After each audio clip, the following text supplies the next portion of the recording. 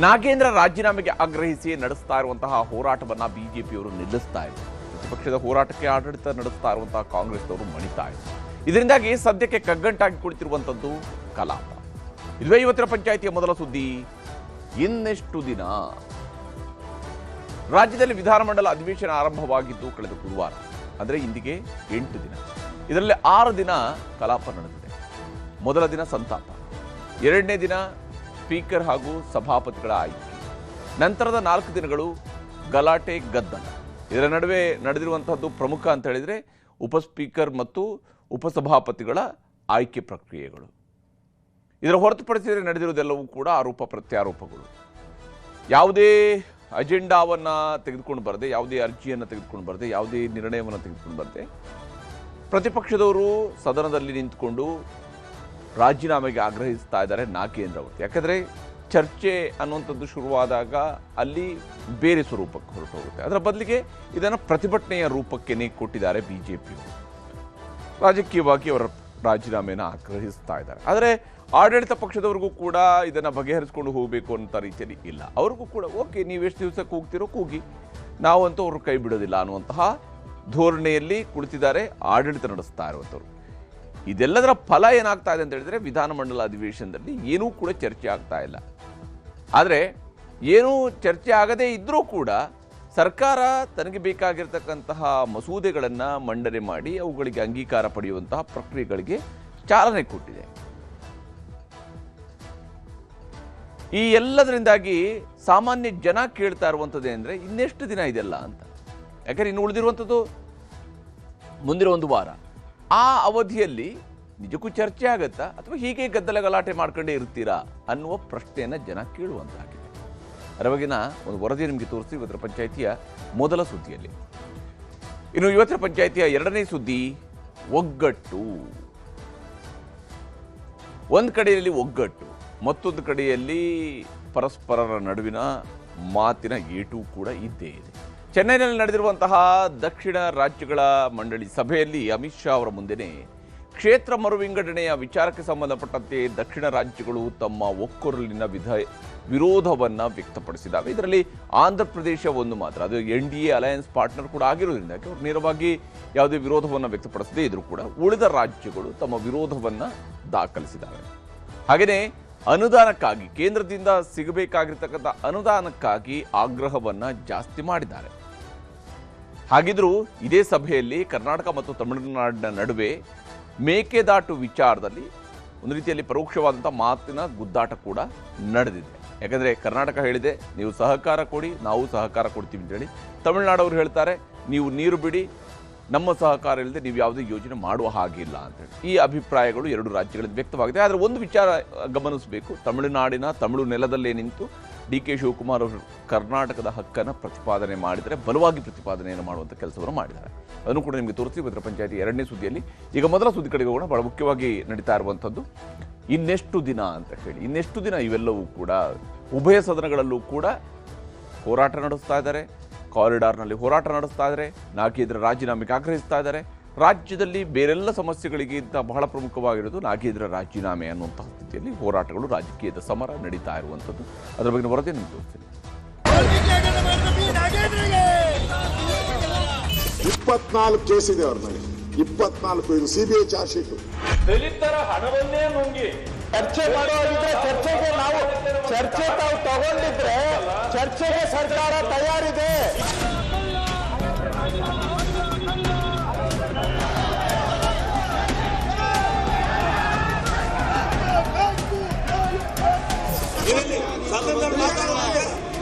ಈಗ ಸಭೆಯನ್ನ 15 ನಿಮಿಷ ಮುಂದೂಡಿ ಯೋಜನೆ ಮತ್ತು ಸಾಂಖ್ಯಿಕ ಸಚಿವ ಬಿ ನಾಗೇಂದ್ರ ರಾಜೀನಾಮೆಗೆ ಬಿಜೆಪಿ ಬಿಗಿಪಟ್ಟು ಹಿಡಿದಿದೆ. ವಿಧಾನಸಭೆ, ಪರಿಷತ್, ವಿಧಾನಸೌಧ ಆವರಣದಲ್ಲೂ ಬಿಜೆಪಿ ಪ್ರತಿಭಟನೆ ಮಾಡಿದೆ. ವಿಧಾನಸಭೆ ಕಲಾಪ ಆರಂಭವಾಗುತ್ತಲೇ ವಾಲ್ಮೀಕಿ ಹಗರಣದ ರೂವಾರಿಗೆ ಯಾಕೆ ಮಂತ್ರಿ ಸ್ಥಾನ ಎಂದು ಅಶೋಕ್ ಪ್ರಶ್ನೆ ಮಾಡಿದ್ರು. ಸಿದ್ದರಾಮಯ್ಯನವರು ಮನೆಗೆ ಕಳಿಸಿದ್ರು, DK ಶಿವಕುಮಾರ್ ಕರ್ಕೊಂಡು ಬಂದಿದ್ಯಾಕೆ? ಹೈಕಮಾಂಡ್ ಮೇಲೆ ಒತ್ತಡ ಹೇರಿ ಬ್ಲಾಕ್ ಮೇಲ್ ಮಾಡಿ ಮಂತ್ರಿ ಸ್ಥಾನಕ್ಕಿಟ್ಕೊಂಡಿದ್ದಾರೆ ಎಂದ್ರು. ಕ್ಲೀನ್ ಚಿಟ್ ಅಂತಾರೆ, ಎಲ್ಲಿದೆ? 24 ಕೇಸ್ಗಳಿವೆ, ಚಾರ್ಜ್ ಶೀಟ್ ಆಗಿದೆ ಎಂದ್ರು. 24 ಕೇಸ್ ಇದೆ ಅವ್ರ ಮೇಲೆ. 24 ಇದು CBI ಚಾರ್ಜ್ ಶೀಟ್. 24 ಕೇಸ್ ಇದೆ. 24 ಚಾರ್ಜ್ ಶೀಟ್ ಇದೆ ಅವ್ರ ಮೇಲೆ. ಸಿಬಿಐದು 3 ಇದೆ, ಆಮೇಲೆ ಇಡಿದು ಇದೆ. ಅದಕ್ಕೆ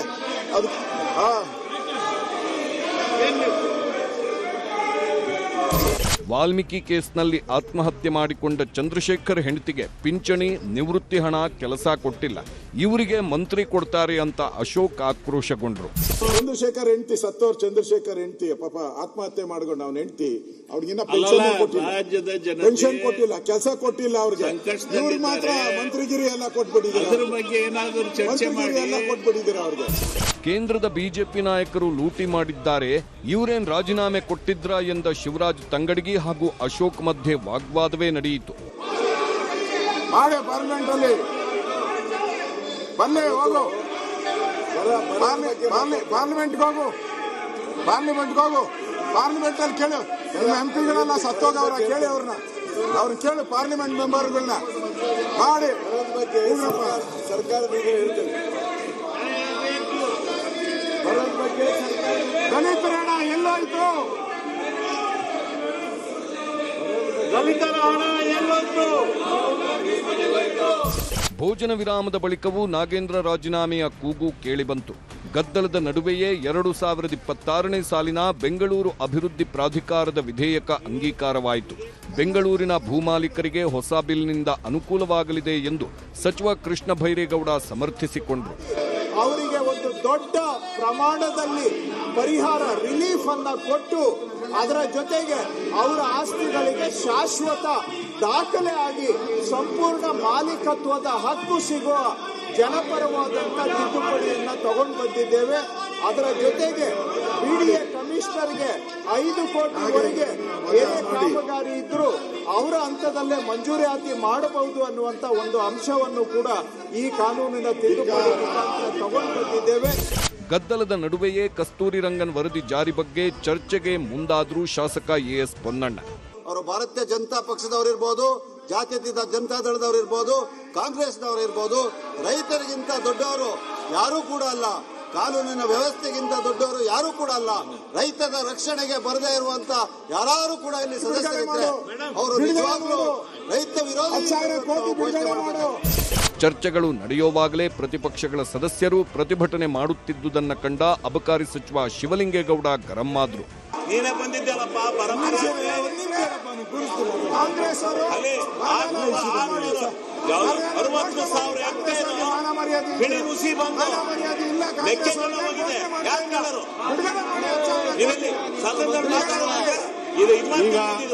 ಸಭೆಯನ್ನ 15 ನಿಮಿಷ ಮುಂದೂಡಿ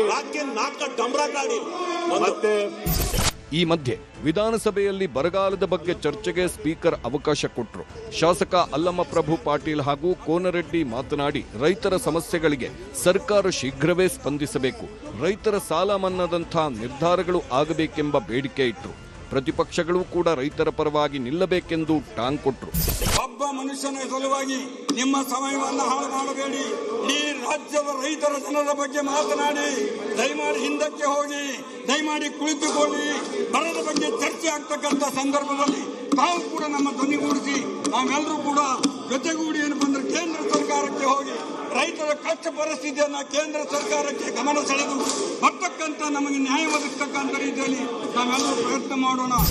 ಮತ್ತೊಂದೆಡೆ ಪರಿಷತ್ನಲ್ಲೂ ನಾಗೇಂದ್ರ ಹಠಾವೋ ಹೋರಾಟ ಜೋರಾಗೇ ಇತ್ತು. ಕಲಾಪದಲ್ಲಿ ಪಾಲ್ಗೊಂಡಿದ್ದ ಸಚಿವ ನಾಗೇಂದ್ರ ಪ್ರತಿಪಕ್ಷಗಳ ಕೂಗಾಟದ ಮಧ್ಯೆ 3-4 ಸೀಟುಗಳನ್ನು ಬದಲಿಸಿದ್ರು. ಕಡೆಗೆ ಪ್ರತಿಭಟನೆ ನೋಡಲಾರದೆ ಕಲಾಪದಿಂದ ಹೊರಹೋದ್ರು. ದಲಿತರ ದುಡ್ಡು ತಿಂದವರು ಎಂದು ಕೆಣಕಿದ ಛಲವಾದಿ ನಾರಾಯಣಸ್ವಾಮಿ ಪದೇ ಪದೇ ರಾಹುಲ್ ಗಾಂಧಿ ಹೆಸರು ಹೇಳಿದ್ದಕ್ಕೆ ಆಕ್ಷೇಪ ವ್ಯಕ್ತವಾಯಿತು. ಆಗ ಸರ್ಕಾರ ಚರ್ಚೆಗೆ ಸಿದ್ಧವಿದೆ, ಚರ್ಚೆ ಮಾಡೋಣ ಬನ್ನಿ ಎಂದರು ಕೃಷ್ಣ ಭೈರೇಗೌಡ.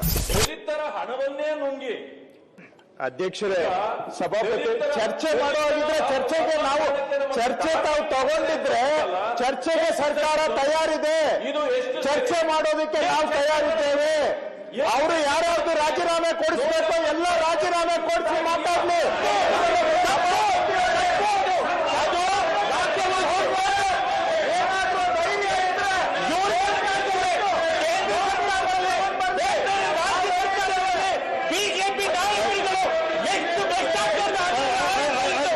ಪ್ರತಿಭಟನೆ ಮಾಡುತ್ತಲೇ ಇದ್ದ ಬಿಜೆಪಿಗರಿಗೆ ಸಚಿವ ಎಂಬಿ ಪಾಟೀಲ್ ಸವಾಲು ಹಾಕಿದ್ರು.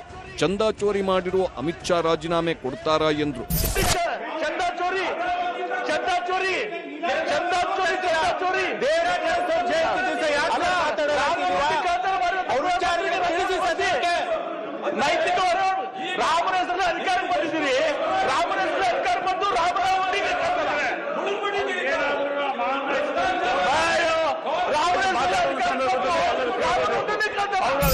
ಗದ್ದಲಗಳ ಮಧ್ಯೆಯೇ ದೇವರಾಜ್ ಅರಸು ಸಾಧನೆಗಳ ಬಗ್ಗೆ ಚರ್ಚೆಗೆ ಅವಕಾಶ ನೀಡಲಾಯಿತು.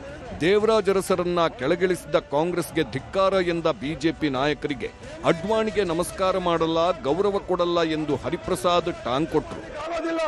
ತಾವು ತೆಗೆದುಕೊಂಡಿರ್ತಕ್ಕಂಥ ನಿರ್ಣಯ ಸರಿಯಾಗಿದೆ. ಅವರೇನಾದ್ರೂ ನಿಯಮದಲ್ಲಿ ಚರ್ಚೆ ಮಾಡಿದ್ರೆ ಮಾಡಿ ನಾವು ಮಾಡ್ತಾ ಇದ್ದೀವಿ. ಆದ್ರಿಂದ ಅದಕ್ಕೆ ಯೋಚನೆ ಮಾಡಬೇಕಾದಿಲ್ಲ.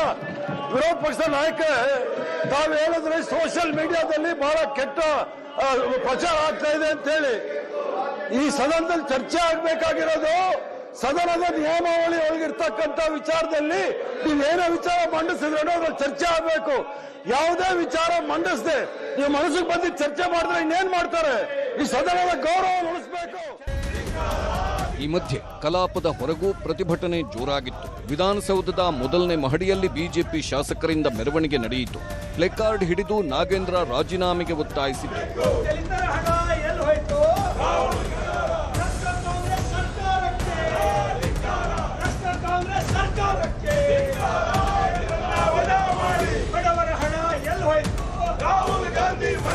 ನಾಗೇಂದ್ರ ರಾಜೀನಾಮೆ ಕೇಳಿ 10-12 ದಿವಸಗಳಿಂದಲೂ ಕಲಾಪ ನಡೆಯುವುದಕ್ಕೆ ಬಿಜೆಪಿ ಶಾಸಕರು ಬಿಡುತ್ತಿಲ್ಲ.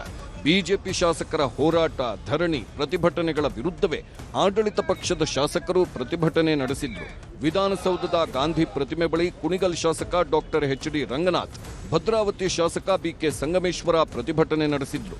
ಸದನದಲ್ಲಿ ನಮ್ಮ ತಾಲೂಕಿನ ಸಮಸ್ಯೆಗಳ ಬಗ್ಗೆ ಚರ್ಚೆ ಮಾಡಲಿಕ್ಕೆ ಮಾನ್ಯ ಸಭಾಪತಿಗಳಿಗೆ ಕೇಳ್ಕೊತಿದ್ದೆ. ಇವರು ಬಿಜೆಪಿಯವರು ಇಷ್ಟು ದಿನ ಆಯಿತು ಚರ್ಚೆಗೆ ಅವಕಾಶನೇ ಕೊಡ್ತಾ ಇರಲಿಲ್ಲ. ಅದಕ್ಕೆ ಬೇಸತ್ತು ಬಂದು ಮಹಾತ್ಮ ಗಾಂಧಿ ಪ್ರತಿಮೆ ಕೆಳಗಡೆ ಮೌನದ ಒಂದು ಪ್ರತಿಭಟನೆ ಮಾಡೋಂಥ ಹಿನ್ನೆಲೆಯಲ್ಲಿ ಒಂದು ನಾಗೇಂದ್ರ ಹೆಸರು ಹೇಳ್ತಾರೆ, ಚಾರ್ಜ್ ಶೀಟ್ ಆಗಿಲ್ಲ, ಆರೋಪಿ ಅಂತ ಸಾಬೀತಾಗಿಲ್ಲ, ಯಾವುದೇ ಒಂದು ಆರೋಪ ಇಲ್ಲದೆ ಇವತ್ತು ಅವ್ರು ಮಾಡ್ತಿರೋಂಥ ರಾಜಕೀಯದ ಕುತಂತ್ರಕ್ಕೆ ಬೇಸತ್ತು ಬಂದು ಕೂತಿದ್ದೆ. ಸದನದಲ್ಲಿ ಇಲ್ಲ ಸಲ್ಲದ ಅಪಪ್ರಚಾರ ಮಾಡಿಕೊಂಡು ಇವತ್ತು ಸಾರ್ವಜನಿಕರಿಗೆ ತೊಂದರೆ ಮಾಡ್ತಾರೆ, ರೈತರಿಗೆ ತೊಂದರೆ ಮಾಡ್ತಾರೆ, ರಾಜ್ಯದ ಅಭಿವೃದ್ಧಿ ಬಗ್ಗೆ ವಿರೋಧ ಮಾಡ್ತಿದ್ದಾರೆ. ಇವರು BJP JDS ಸುಮ್ಮನೆ ಸಮಯವನ್ನು ವ್ಯರ್ಥ ಮಾಡ್ತಾ ಇದ್ದಾರೆ. ಇದಕ್ಕೆ ಧಿಕ್ಕಾರ ಧಿಕ್ಕಾರ ಧಿಕ್ಕಾರ. ಶಾಸಕರ ಪ್ರತಿಭಟನಾ ಸ್ಥಳಕ್ಕೆ ಬಂದ ಪೌರಾಡಳಿತ ಸಚಿವ ಎಚ್.ಸಿ. ಬಾಲಕೃಷ್ಣ ಶಾಸಕರ ಮನವೊಲಿಸಿದ್ರು. ಬಿಜೆಪಿ ಹೋರಾಟದ ಬಗ್ಗೆ ಜನ ತೀರ್ಮಾನ ಮಾಡ್ತಾರೆ, ಸರ್ಕಾರದ ಪರವಾಗಿ ನಾವೆಲ್ಲರೂ ಜನರ ಕೆಲಸ ಮಾಡೋಣ ಎಂದ್ರು. ನಾಗೇಂದ್ರ ಅವರು ಅಪರಾಧಿ ಆದಮೇಲೆ ಅವ್ರು ಪ್ರತಿಭಟನೆ ಮಾಡಲಿ, ನಾವು ಅದಕ್ಕೆ ವಿರೋಧ ಮಾಡಿಲ್ಲ. ಅವರು ಆರೋಪಿ ಅಷ್ಟೇ. ಇನ್ನೂ ಚರ್ಚೆ ಇದು ಕೋರ್ಟ್ನಲ್ಲಿ ಕೇಸ್ ನಡೀತಾ ಇದೆ. ಅದು ತೀರ್ಮಾನ ಆಗೋವರೆಗೂ ಕೂಡ ಅವರು ಸದನವನ್ನು ನಡೀಲಿಕ್ಕೆ ಅವಕಾಶ ಮಾಡಿಕೊಡ್ಬೇಕು. ಅದು ಆಗಲಿಲ್ಲ ಅಂತಂದರೆ ನಮ್ಮ ಶಾಸಕರು, ವಿಧಾನ ಪರಿಷತ್ ಸದಸ್ಯರು ನಾಳೆ ಇಲ್ಲಿ ಒಂದು ಪ್ರತಿಭಟನೆಯನ್ನು ಹಮ್ಮಿಕೊಳ್ಳಲಿಕ್ಕೆ ನಮ್ಮ ನಾಯಕರು, ನಮ್ಮ ಅಧ್ಯಕ್ಷರು ಆದೇಶವನ್ನು ಕೊಟ್ಟಿದ್ದಾರೆ. ಅದರಿಂದ ಇವರಿಬ್ಬರನ್ನು ಕೂಡ ಇವತ್ತು ನಾನು ಮನವಿ ಮಾಡಿ ಇವತ್ತು ಇದನ್ನು ಅಂತ್ಯ ಮಾಡಬೇಕು ಅಂತೇಳಿ ಮನವಿ ಮಾಡಿದ್ದೀನಿ. ಇನ್ನು ನಾಗೇಂದ್ರ ರಾಜೀನಾಮೆಗೆ ಒತ್ತಾಯಿಸಿ ರಾಜ್ಯದ ಹಲವು ಕಡೆಗಳಲ್ಲಿ ಅಹೋರಾತ್ರಿ ಧರಣಿ ನಡೆಯುತ್ತಿದೆ. ಶಿವಮೊಗ್ಗದಲ್ಲಿ ಧರಣಿ ಬಿಟ್ಟು ಏಕಾಏಕಿ ಡಿಸಿ ಕಚೇರಿಗೆ ಮುತ್ತಿಗೆ ಹಾಕಲು ಯತ್ನಿಸಿದವರನ್ನ ಪೊಲೀಸರು ತಡೆದರು. ತಳ್ಳಾಟ, ನೂಕಾಟದಲ್ಲಿ ಹಲವರಿಗೆ ಗಾಯಗಳಾದವು.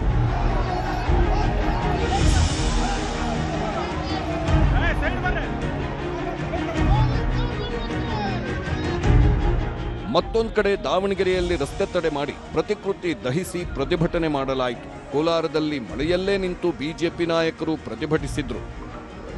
Bureau report, news 18. ಹೀಗೆ ಹೋರಾಟ, ಪ್ರತಿಭಟನೆ ಇವೆಲ್ಲವೂ ಕೂಡ ನಡೀತಾ ಇದೆ. ಆದರೆ ಇದೆಲ್ಲ ಎಷ್ಟು ದಿನ ಅನ್ನುವಂಥ ಪ್ರಶ್ನೆ ಇದ್ದೇ ಇದೆ.